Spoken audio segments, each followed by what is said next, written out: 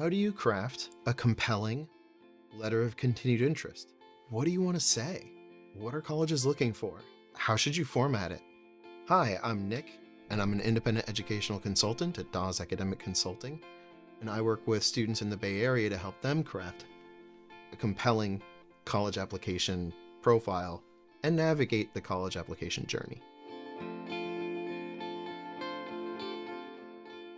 Writing a letter of continued interest. That means you've been deferred or maybe waitlisted at your college of choice. The primary goal of the letter of continued interest is to provide the admissions office with new information that you did not give them before, either because you didn't have room or you forgot about it, or it's something that's happened since you applied to college back in October or December, or maybe even the beginning of January, whenever the application was due. The goal here is to bring your application up to par with people who applied in the regular decision round, or to provide additional context for the wait list to say, like, yes, I'm still really excited about your school. There are two ways to go about it. One is when you are filling out the essay on the college's portal. They might have a box there for you to just write it the way that you would write any supplemental essay. In that case, we're going to treat it like a supplemental essay, and we're going to write 2, maybe 3 short paragraphs. You might have 250, 300, maybe 350 words to write this statement, and it's the only statement they're going to look at. But if you are not putting it into the application portal in that way, if you get to write an actual letter and create a PDF, then we're going to format it like a letter. That means putting the date in the upper left-hand corner. That means saying, "Dear somebody, comma," and then beginning your letter. Who you address the letter to is going to depend on the school. When you received your deferral letter, it was either signed by the admissions officer who read your application, or it was signed by the dean of enrollment or dean of admissions or associate dean of enrollment or associate dean of admissions, or it was just signed like whatever university admissions team. We don't know, depends on the school. If you received a letter from the person who read your application, an admissions officer, write the letter to that person. That's who's going to read it. If it was from a dean of enrollment or vice dean of enrollment or admissions, they're not going to be reading your letter. So then I would address it to just the university admissions team. And then maybe use a colon instead of a comma because we're writing to a nebulous group. So that's how you're going to address the letter. After that, we're going to open our letter up. And it's important to begin with humility and gratitude.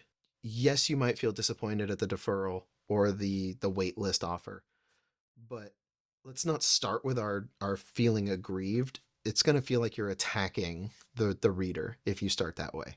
Start out by being grateful that they took the time to go through your application. Maybe they went through it twice if you were talking about a wait list.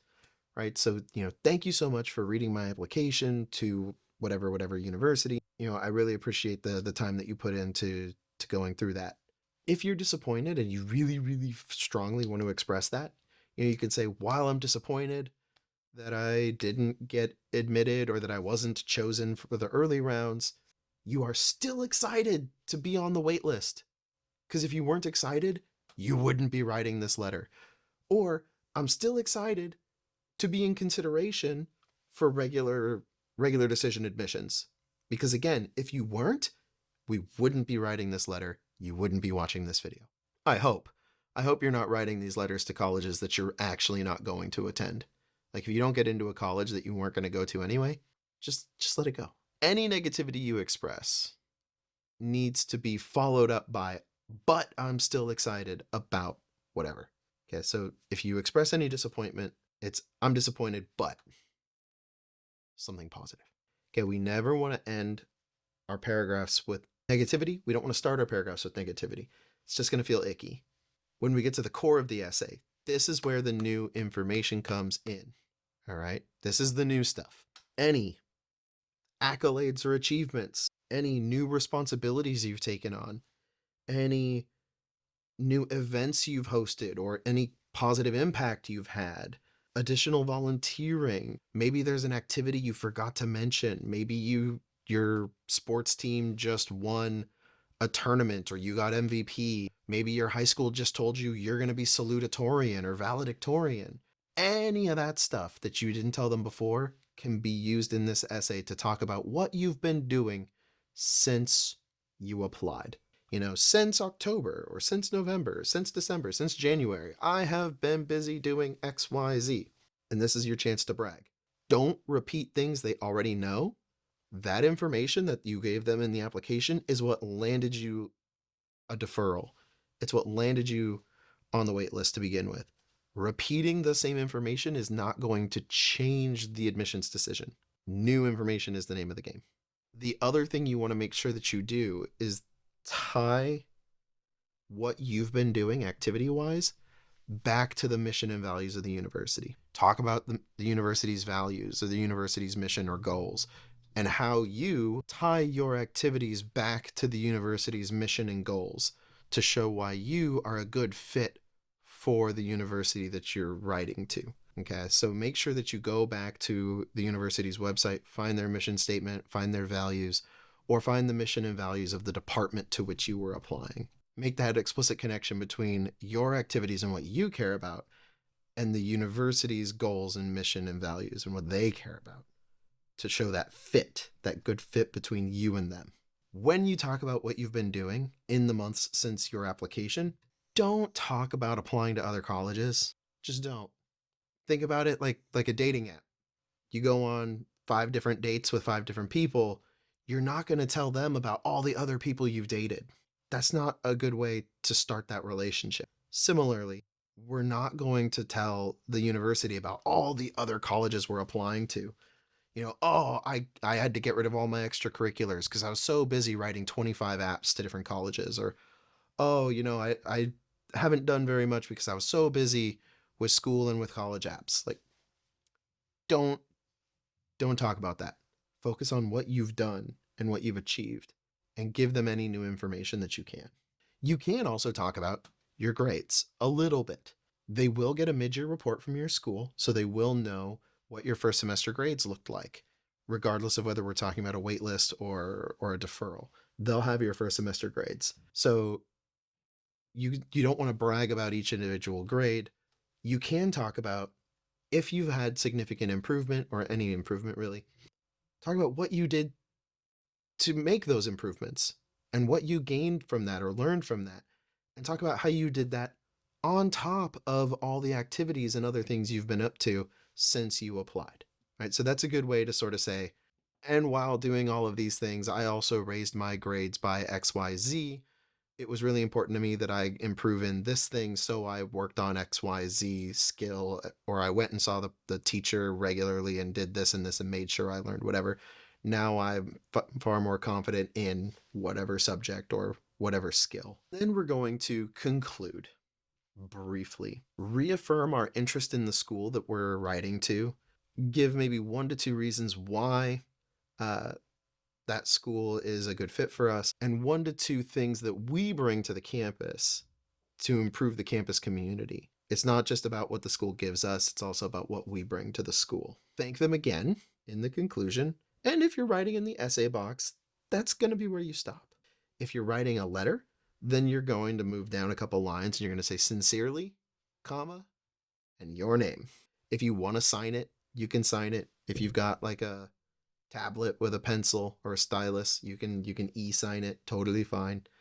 And then you're going to either upload that to the college's portal where they allow you to upload additional documents, or you're going to email it directly to your admissions officer for the school, the one who signed the letter of deferral or the admissions decision with the waitlist offer. For waitlists, the letter will be largely the same. There will be a few small differences. One, we're not going to talk about still being in consideration for the college. You've been waitlisted. You're not in consideration anymore. A decision has been made. Right? And if we're looking at waitlists, weigh your options very carefully when accepting a waitlist offer. Understand that waitlists are very capricious. Some years, thousands of students get in off the waitlist. Other years, 5 students get in off the waitlist. How do we know what's going to happen this year? We don't. It's entirely dependent on how many other students opt to enroll in a particular college. And we don't know that. And even colleges don't really know that. They use statistical modeling and predictive measures to try and guess, but they don't know.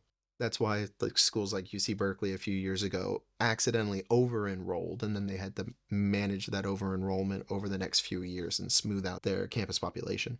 Number two, if we're talking about a wait list, you're not going to talk about all the things you've been up to since November or October. You're going to reframe based on what you submitted in your application.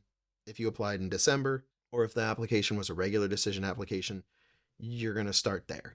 You know, if it was due February 1st, then you're only going to talk about the things from February till the waitlist offer. And then there will probably be in a waitlist letter of continued interest, because you're not going to talk as much about activities and things that you've been doing. You have more room to talk about why the school is still attractive to you. Try not to repeat things in your why us essay if you can help it. Talk about other aspects of the school, the mission and values of the school, and why you're a good fit and why you're excited to attend, even if you get in off the wait list. All the other things are going to stay the same. You're still going to express gratitude. You're still connecting yourself to the values of the university. You're still bragging about your record, and you're still providing new information. And remember, again, old information is what got you waitlisted. So don't repeat yourself. I can't stress that enough. No matter what kind of letter of continued interest you're writing, keep it short, keep it sweet. 1 page maximum with all the formatting and spacing. So if you're writing a PDF letter, 300 to 400 words maximum, right? If you're writing in a box and it's an essay, you're only able to write whatever they allow you to write. Michigan might be 250, another school might be 300, so you're a little more limited. But do not give them a 2-page letter. I always say, nobody is going to be grateful that you gave them extra reading homework. So keep it to 1 page, keep it short, stay positive. Yes, you can express disappointment, but never start or end a sentence or a paragraph on a sour note. It should be, I'm disappointed, but something. And remember, once you submit that letter, it's out of your hands. There's nothing you can do. It's easy for me to say at that point, just don't worry about it. It's a lot harder to do that. As much as possible, know that you did everything you could to put your best foot forward. You gave them all the information that you had, and honestly, whether or not the college accepts you has very little to do with you at all, actually. It's all about the college's priorities for that year, what they need at their school. While you're waiting, try to just stay present in the moment. Don't worry too much about the future. Don't worry too much about the past. Focus on enjoying your last months of senior year, hanging out with your friends, spending time with your family, build those core memories. And whatever happens, happens. Remember, what you do in college matters so much more than the name of the college you went to. So no matter where you end up, you will be fine. So, if that video helped you, then please help me by liking, sharing, and subscribing, or following, on whatever social media platform you prefer. Doing so really helps allow me to do what I like to do, which is help students and families manage the college application process. And if you're looking for more targeted support yourself, there's a link in the description that'll allow you to book a consultation with me, and we'll see how I can help. It's free. Anyway, thanks again for watching.